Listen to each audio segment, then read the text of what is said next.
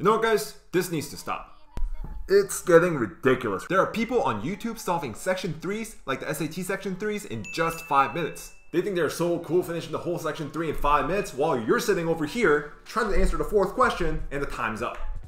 Why? But what if you can finish it in 5 minutes just like them? I'm gonna let you know a little secret. The difference between you and them. The difference that allows them to finish it in 5 minutes while other people are struggling to finish it in the given 25 minutes. And then I'm gonna tell you how I was able to go from here to here. Lastly, I'm gonna give you the actionable steps that you can take to make the transition from here to here. And most importantly, smash the like button for the YouTube algorithm and let's get straight into this video. So what is the secret sauce? The difference that allows them to solve it in just 5 minutes while you're spending 5 minutes on a single question, it all comes down to how quickly you can come up with the right method to solve the question. So let me give you a quick example. Here is Jimmy, and this is what happens when he sees a question. The moment he finishes reading the question, he thinks of 15 different ways to approach a question. He feels like this one could work, this one could work, this one could work, and he feels like every single one of them could work. When in reality, this is the right way to solve the question. But Jimmy doesn't know that, so he tries the first method and finds out that it doesn't work, and he tries the second method and it doesn't work, and he repeats this cycle until he gets to the right answer. Good news is that he eventually got the answer, but the bad news is that he spent 6 minutes trying out all these methods. However, James, who finishes the exam in just 5 minutes, approaches a question a little differently. Something different happens when he sees a question. He sees a question and he knows exactly what to do. He can think of the right way immediately. And that is literally the main difference. Some people see a question and they know exactly what to do, whereas other people, they look at a question and they have to try like 6 different things before they get to the right method.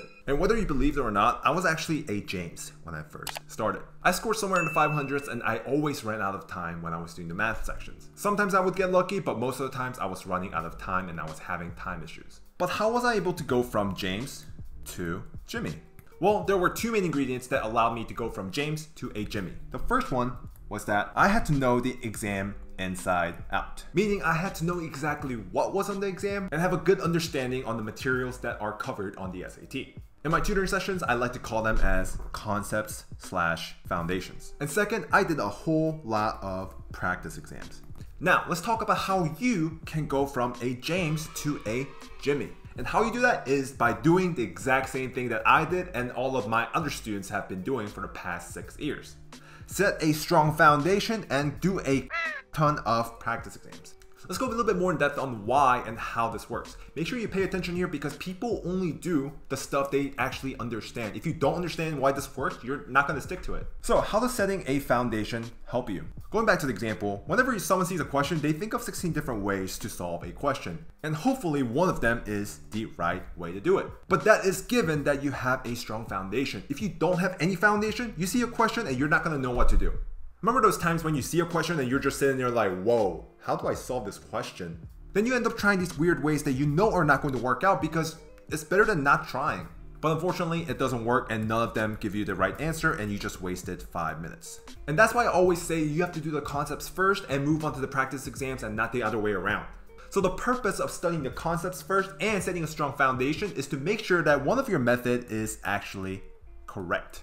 Now you have done the first step and you have a strong foundation, and whenever you see a question, you can think of multiple ways to solve a question and at least one of them is the right way. Now our goal is to make sure that whenever we see a certain question, we go straight into the answer and not the other wrong methods. And that is where practice exams comes in. So right after you set up a strong foundation, what's going to happen is you're going to see a question and you're going to think about a lot of different methods. And let's say the right answer is right down there. At first, what's going to happen is that you're going to spend a lot of time on these questions because you are trying this method, this method, this method, and eventually get to the right method. However, as time goes by, if you see a similar question on the SAT, and you will because SAT loves to recycle questions, the questions will have a similar structure just with different words and different numbers. And for the new question, you won't try the first 2 methods because you know that they didn't work. So you first tried this method and realized that it doesn't work, so you move on to the next one and turns out this method works. And on the next exam, if you see a similar question, you're not going to try this method, you're not going to try this method, you're going to go straight into this one because you know that is the right method, it's the method that works. So practice exam is essentially like a shedding process. You're shedding off the methods that don't work. And the only way to shed off these wrong methods is by trying and failing. It's okay to fail.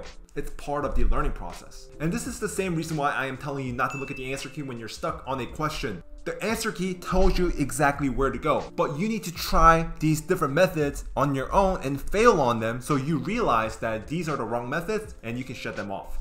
Looking at the answer key won't shut off these wrong methods. So how can you go from a James to Jimmy? First, you set up a strong foundation by learning all the concepts. Then you do a lot of practice exams in order to shut off the wrong methods. And soon enough, you'll be able to solve the whole section 3 in just 5 minutes, post it on YouTube, and get a whole lot of subscribers and don't even have to go to college anymore. Anyways guys, thanks for tuning in. If you guys found this video helpful, drop a like and subscribe, and I'll see you guys on the next video. For the stores, but frown when I'm not down to earth. Try to drag me like gravity, but I can never be bound to dirt. Cause I took off when I